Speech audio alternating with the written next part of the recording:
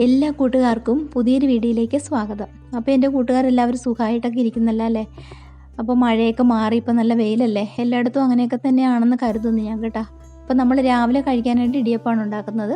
ഇത് ആദ്യത്തെ ഒരു ട്രിപ്പ് ഞാൻ ഉണ്ടാക്കി എടുത്തിട്ടുണ്ടായിരുന്നു കേട്ടോ. അപ്പോൾ വീഡിയോ എടുക്കണ കാര്യമൊന്നും ഓർത്തില്ലായിരുന്നേ. പിന്നെ ഇത് രണ്ടാമതാണ് വയ്ക്കുന്നത്.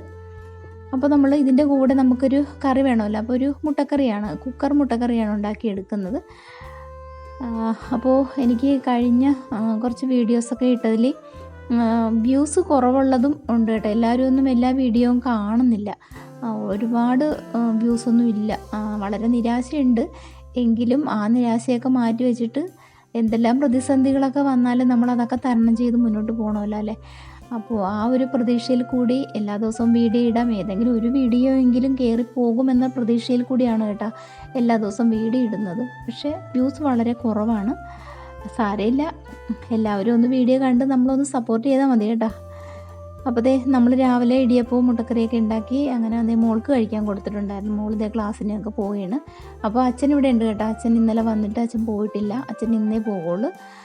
അപ്പോൾ ഞങ്ങളും ഭക്ഷണം കഴിക്കാൻ വേണ്ടിയിട്ട് രാവിലെ കഴിക്കാനൊക്കെ എടുത്ത് വെച്ചിട്ടുണ്ട്. പിന്നെ അത് കഴിക്കണം. പിന്നെ അതിന് ശേഷം എന്ന് വെച്ചാൽ നമുക്ക് ഇനി ഉച്ചയ്ക്കത്തെ കാര്യങ്ങളൊക്കെ കൂടെ നോക്കണം കേട്ടോ. അപ്പോൾ അച്ഛൻ ഉച്ച കഴിഞ്ഞ് പോകണമെന്ന് പറയുന്നുണ്ട്. അപ്പോൾ ഉച്ചയ്ക്ക് എന്തെങ്കിലും കറിയൊക്കെ വെക്കണം, ചോറ് വയ്ക്കാനുണ്ട്. നമ്മുടെ വാതിക്ക റോഡിൽ നിന്നൊന്നും മീനൊന്നും വന്നിട്ടില്ലായിരുന്നു. പിന്നെ അച്ഛൻ പോയിട്ട് മീൻതട്ടയിൽ നിന്ന് മത്തി വാങ്ങിയിട്ട് വന്നിട്ടുണ്ടായിരുന്നേ. നല്ല പച്ചമത്തിയായിരുന്നു. അപ്പോൾ അത് മാങ്ങയിട്ട് കറി വയ്ക്കാമെന്നാണ് ഞാൻ വിചാരിക്കുന്നത്. അങ്ങനെ മാങ്ങയും പച്ചമുളക് കറിവേപ്പില എല്ലാം എടുത്ത് വെച്ചിട്ടുണ്ട്. അപ്പോൾ അതിനൊരു അരപ്പ് തയ്യാറാക്കണം. അതിന് തേങ്ങ ചിരണ്ടി വെച്ചിട്ടുണ്ട്. അപ്പോൾ മഞ്ഞൾപ്പൊടിയും മുളക് പൊടിയൊക്കെ ഇട്ടിട്ട് നമുക്കൊന്ന് അരച്ചെടുത്തിട്ട് കറി അടുപ്പത്ത് വയ്ക്കണം. അപ്പോൾ മാങ്ങയിട്ട് മത്തി കറി വയ്ക്കാൻ നല്ല ടേസ്റ്റ് അല്ലേ? കുടംപുളി ഇടുന്നേക്കാളും നല്ലൊരു ടേസ്റ്റ് മാങ്ങയിട്ട് വയ്ക്കുന്നതിന്. അപ്പോൾ അരയ്ക്കാൻ വേണ്ടിയിട്ട് ഞാൻ മിക്സിയുടെ ജാറിലേക്ക് തേങ്ങയൊക്കെ ഇട്ട് കൊടുത്തിട്ടുണ്ട്. അപ്പോൾ അല്പം വെള്ളവും കൂടെ ഒഴിച്ചിട്ട് നമുക്കിത് നല്ല മഷി പോലെ അരച്ചെടുക്കണം. അപ്പോൾ ആദ്യം ഞാൻ ചെറിയ ഉള്ളി ഇടുന്നില്ല കേട്ടോ. ആദ്യം ഒന്ന് ഇത് അരച്ചെടുത്തിട്ടാണ് പിന്നെ ലാസ്റ്റ് ചെറിയ ഉള്ളിയും കൂടെ ഇട്ടിട്ട് പിന്നെ ഒന്നുകൂടെ അടിച്ചെടുക്കും. അപ്പോൾ ഉള്ളി ഒരുപാട് അരഞ്ഞു പോകണ്ട, അതാണ് കറിക്ക് കൂടുതൽ ടേസ്റ്റ് എന്ന് എനിക്ക് തോന്നി കേട്ടോ. അപ്പോൾ ഞാൻ അങ്ങനെ എപ്പോഴും ചെയ്യുന്നത്. അങ്ങനെ അരി അടപ്പത്ത് കിടപ്പുണ്ടായിരുന്നു. അപ്പോൾ അത് വെന്തിട്ടുണ്ട് കേട്ടോ. പിന്നെ ചോറും ഒക്കെ അടച്ചിട്ടിട്ട് കറി അടപ്പത്ത് വയ്ക്കണം. അപ്പോൾ നമുക്കൊരു ചാറുകറി ഉണ്ട് കേട്ടോ. ഞാനൊരു ചേമ്പും താളും കറി വെച്ചിട്ടുണ്ടായിരുന്നു. താളും ഉള്ളിയും കൂടെ കറി ഉണ്ടാക്കുന്നത് ഞാൻ റെസിപ്പി നേരത്തെ ഇട്ടിട്ടുണ്ട് കേട്ടോ.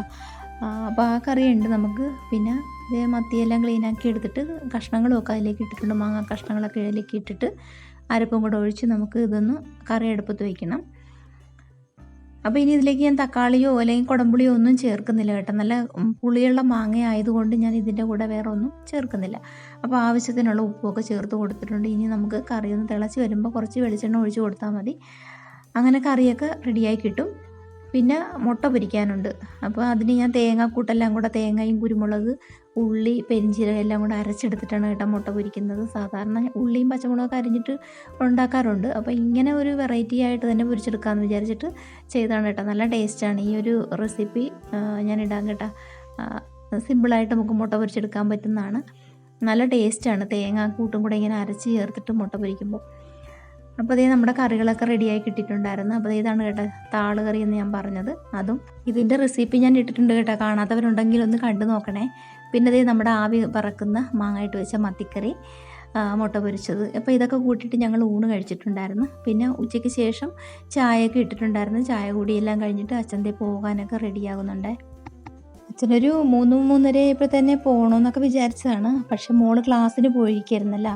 അപ്പോൾ മോള് വന്നിട്ടേ പോകണല്ലോ എന്നൊക്കെ പറഞ്ഞിട്ട് അപ്പോൾ ഇന്ന് മോള് വരാൻ കുറച്ച് ലേറ്റായിട്ടുണ്ടായിരുന്നു. ബസ് കിട്ടാനായിട്ട് കുറച്ച് ലേറ്റായി.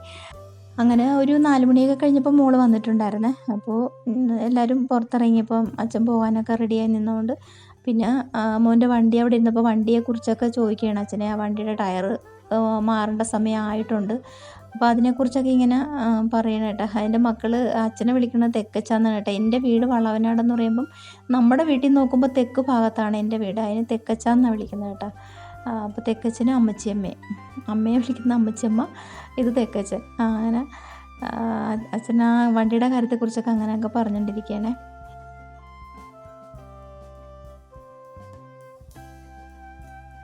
അപ്പോൾ എല്ലാ ദിവസവും ഇതുപോലെ ലേറ്റായിട്ടാണ് വരുന്നതെന്നൊക്കെ അച്ഛൻ ചോദിക്കണം. അപ്പോൾ ഞാൻ പറഞ്ഞു ഇന്ന് വണ്ടി കിട്ടാഞ്ഞിട്ടാണ് ഇത്രയും ലേറ്റായത്. എറണാകുളത്താണ് മോള് പഠിക്കുന്നത്. അപ്പോൾ അവിടുന്ന് ഇവിടം വരിക എന്ന് പറഞ്ഞാൽ ഒരു 2 മണിക്കൂറെങ്കിലും യാത്രയുണ്ട്. അപ്പോൾ ആ കാര്യങ്ങളൊക്കെ കുറിച്ച് പറയുന്നുണ്ട്. പിന്നെ ഇനിയിപ്പം പിന്നെ വെയിൽ കുറഞ്ഞൊരു സമയമായിട്ടുണ്ടല്ലോ, ഒരു 4 മണിയൊക്കെ കഴിഞ്ഞ്. ഇപ്പം പിന്നെ വലിയ കുഴപ്പമില്ല. അച്ഛൻ സൈക്കിളിലാണ് എല്ലായിടത്തും ഒക്കെ പോകുന്നതൊക്കെ. അപ്പോൾ വീട്ടിൽ നിന്ന് ഇപ്പം നമ്മുടെ വീട്ടിൽ നിന്ന് എൻ്റെ വീട്ടിലേക്ക് ദൂരമെന്ന് വെച്ചാൽ അധികമില്ല. പക്ഷേ എൻ്റെ അനിയത്തിനെ കല്യാണം ചെയ്തിരിക്കുന്നത് കളംകൊടുത്താണ്. അങ്ങോട്ടേക്ക് കുറച്ച് ദൂരമുണ്ട്. അവിടെ പോകുമ്പോൾ അച്ഛൻ ബസ്സിനാണ് പോകുന്നത്. പക്ഷേ എൻ്റെ അടുത്ത് വരുമ്പോൾ സൈക്കിളിലാണ് വരുന്നത്. സൈക്കിൾ യാത്ര അച്ഛന് പണ്ടേ സൈക്കിൾ സവാരി ഉള്ളതാണ് കേട്ടോ. അപ്പോൾ ഞങ്ങളൊക്കെ കുഞ്ഞായിരുന്ന സമയത്തൊക്കെ എന്ന് വെച്ചാൽ ഞങ്ങൾ സൈക്കിളിൽ വെച്ചിട്ടൊക്കെ അച്ഛൻ കൊണ്ടുപോകുമ്പോൾ കൊച്ചു സീറ്റൊക്കെ വെച്ചിട്ടൊക്കെ കേട്ടോ ഞങ്ങൾ എവിടെയെങ്കിലുമൊക്കെ കൊണ്ടുപോകണത്. കൂടുതൽ എന്നെയാണ് കേട്ടോ അച്ഛൻ സീറ്റ് ഇരുത്തിയിട്ടൊക്കെ കൊണ്ടുപോകണത്.